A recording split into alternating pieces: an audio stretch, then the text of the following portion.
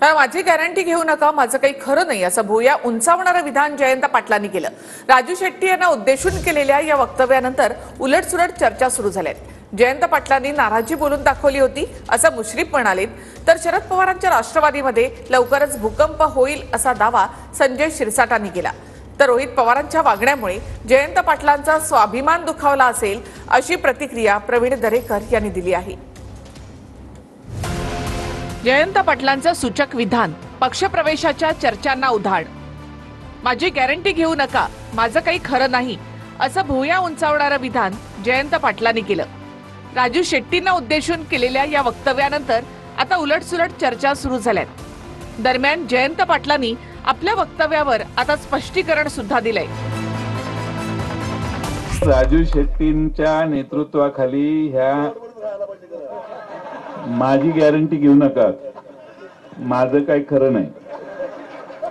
कारण काय, तुम्हाला माझ्या मनात शंका असल्या, माझ्याबद्दल शंका असल्यामुळे तुम्हाला हमी देणंही जरा धोक्याचं आहे। आम्हालाच आता खात्री वाटायला लागले की आम्ही जे सांगतो त्याच्यावर लोक विश्वास ठेवत नाही। राजू शेट्टींना उद्देशून त्याच्या आधी मी बरंच भाषण केलेलं आहे, त्यामुळे मी त्यांना म्हटलं की माझ्यावर काही विश्वास ठेवू नका, माझं काही खरं नाही।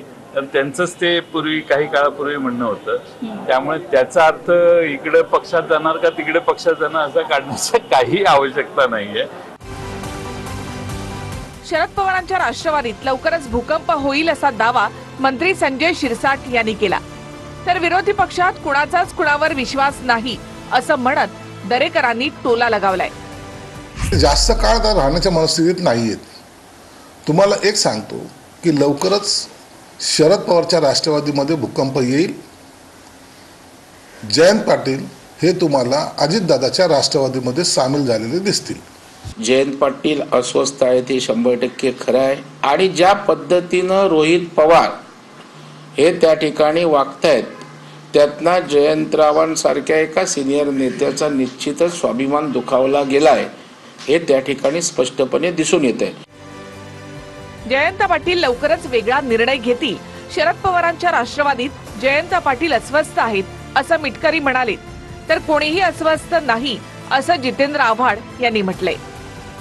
आता मला असं वाटतं की तिथं त्यांचं असं श्वास गुदमरल्यासारखा होतोय, त्यामुळे लवकरच ते काहीतरी निर्णय घेण्याच्या तयारीत दिसत आहेत। त्यामुळे काही ना काहीतरी ते विचार करतील किंवा त्या मनस्थितीत ते आहेत असं मला दिसतं। काही अस्वस्थ नाही, तिथे भाषण कशासाठी चालू होते हे तुम्हाला माहीत नाही।